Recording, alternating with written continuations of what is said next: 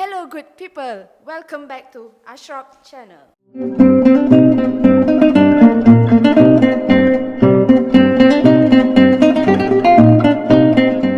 Okay guys, hari ni kita nak last update dah pasal kes Tengmo ni. Kes dah nak close. Banyak bukti-bukti yang bukan Oh bukan. Oh okay. Hey guys, welcome back to me. Ya, biasalah tu, kita suruh test mic, dia terus nak jadi YouTubers.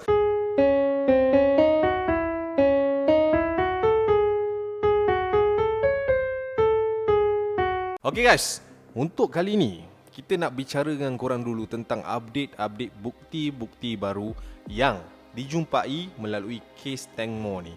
Macam kita tahu, diorang dah jumpa bahan-bahan bukti lain seperti gelas wine and barang-barang yang dikatakan diorang campak ke dalam sungai tu guys. Tapi kita nak cerita dulu macam mana pihak polis ni boleh menjumpai jejak untuk menghampiri bukti-bukti tersebut. Okay guys, macam yang kita dapat konspirasi ataupun berita-berita daripada sumber-sumber media Thailand, kita tahu yang mereka mendakwa bahawa yang terlibat dalam kes ni bukanlah hanya satu bot sahaja guys. Di mana dalam kes ni sebenarnya dia ada menggunakan dua bot yang berbeza.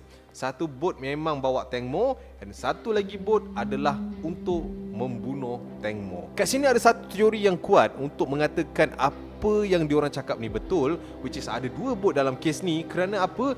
Penemuan satu bot kecil yang nampaknya seperti seolah-olah disorok di sebalik satu jambatan yang berdekatan dengan sungai tersebut. Aku pun tak faham lah kenapa dia orang pergi sorok bot dekat tempat yang macam tu sekali. Yalah, kes ni kes besar kot kan. Atau mungkin menurut media Thailand juga, diorang kata diorang memang tengah tunggu masa untuk pindahkan bot ni keluar untuk tujuan pengubahsuaian, tapi disebabkan dekat keliling sungai tu ramai gila manusia, ramai gila polis yang setiap hari duk round cari bukti-bukti baru. So itu menggagalkan serta menundakan tujuan diorang untuk pergi ubah suai bot tersebut sampailah kantoi, sampailah bot tu dijumpai oleh pihak berkuasa guys. Macam kita cakap tadi guys, bot yang sebenar seperti apa yang kita nampak dalam setiap footage yang di-sharekan di social media.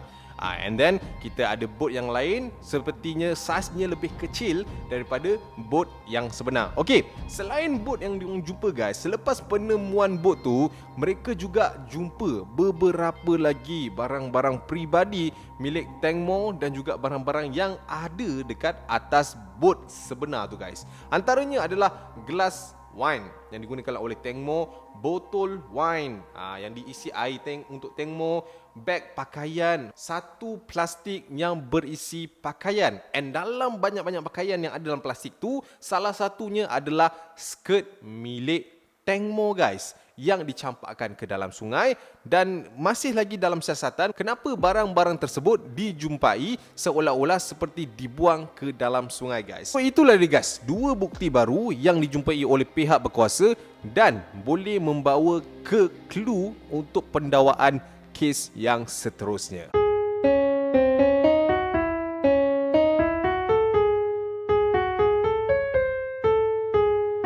Okey guys, untuk kes Tengmo ni sahaja, seramai 27 saksi telah dipanggil oleh pihak mahkamah untuk memberikan keterangan mereka masing-masing. Dalam 27 orang saksi itu, terdapat juga 5 orang saksi which is orang-orang yang berada di atas bot tersebut guys. Antara saksi yang berada dalam kelompok 27 orang tu guys, ada satu statement yang dikeluarkan oleh satu nelayan yang memang Sungai Chao Phraya tu adalah kawasan untuk dia mencari mata pencarian. Okey, menurut nelayan ni, dia kata Sungai Chao Phraya tu guys memang biasanya akan tutup lampu kelip-kelipan dekat tepi-tepi tu pada pukul 9 malam. Maknanya selepas pukul 9 malam guys, suasana dekat situ memang gelap gelita guys. So menunjukkan statement awal mereka ni adalah benar, di mana kawasan dekat situ memang gelap gelita.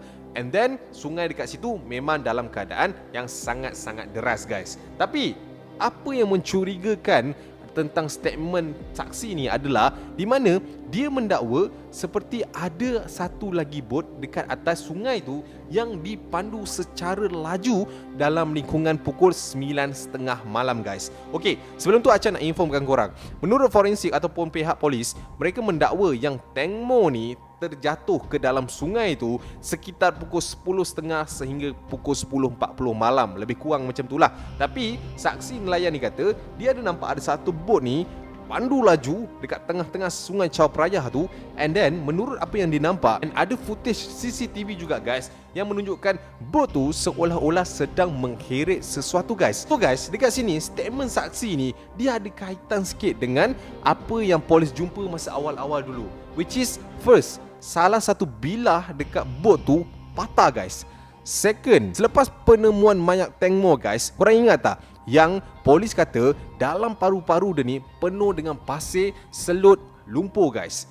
36 jam dia hilang. Rasa macam pelik tau, yang semua benda tu boleh masuk sekaligus dekat dalam dia dalam jumlah yang banyak sebenarnya kan. Kalau kita lemas, mungkin kebanyakan dekat dalam ni air. So bila ada pasir, ada lumpur, ada selut, mungkin dia ni diseret oleh bot tu sampaikan dia tak dapat nak capai apa-apa, and segala item yang ada dekat pasir, dekat sungai tu memang masuk laju dekat mulut hidung dia, and then tersangkutlah dekat paru-paru dia. Dekat sini boleh ada sinkronis sikit guys, apa yang nelayan tu nampak and apa yang polis jumpa. Okey guys, ada terdapat rakaman CCTV di bahagian sungai tu yang menampakkan ada satu bot seolah-olah sedang mencampakkan beberapa barang ke dalam sungai tersebut. Tak sure lagi adakah itu bot yang dijumpai baru-baru ni oleh polis, tapi itu adalah salah satu bukti yang menunjukkan ada terlibatnya lebih dari satu bot dalam kes ni guys.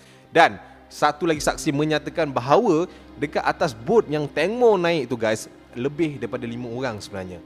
Dia more to 8 ke 9 orang lah ke atas bot tu. Tapi apa yang dilaporkan oleh pihak kawan-kawan dia dan semua yang atas bot tu, hanya ada 6 orang sahaja. Kat sini ada satu lagi pecanggahan yang telah pun berlaku guys.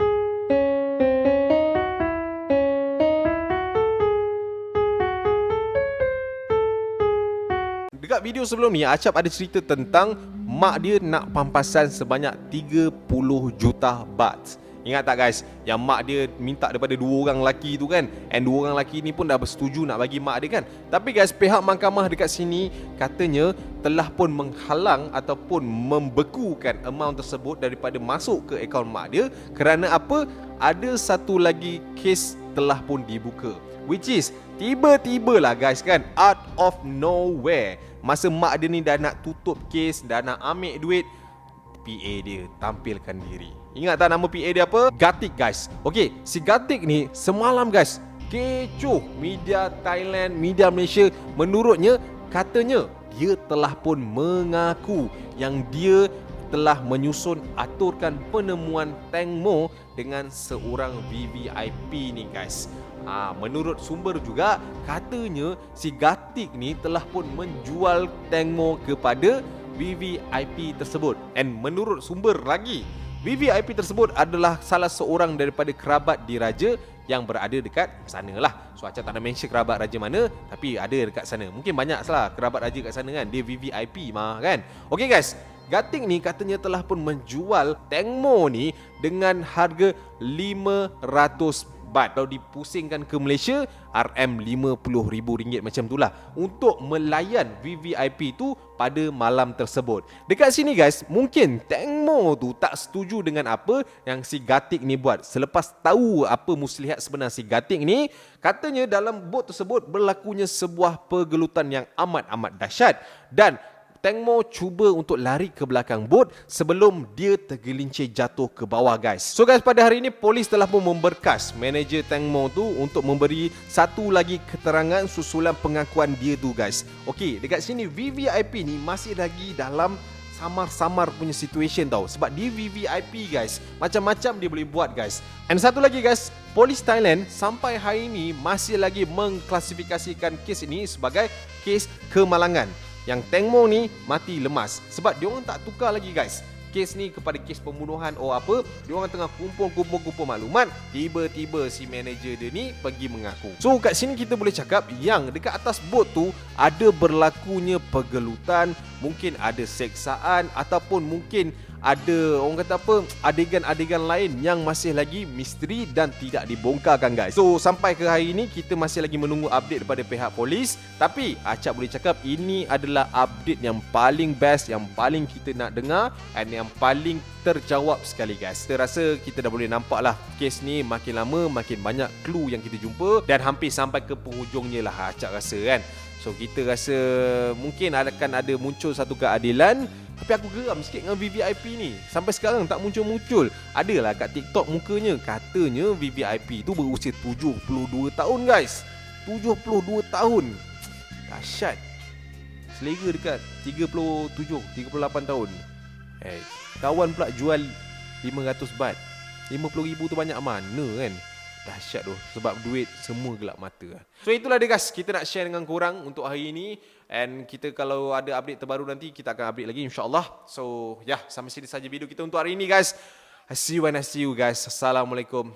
Jangan kerana duit kita binasa, kerana duit tak boleh bawa mati. Tapi tak ada duit kita mati juga kan. Okay, bye.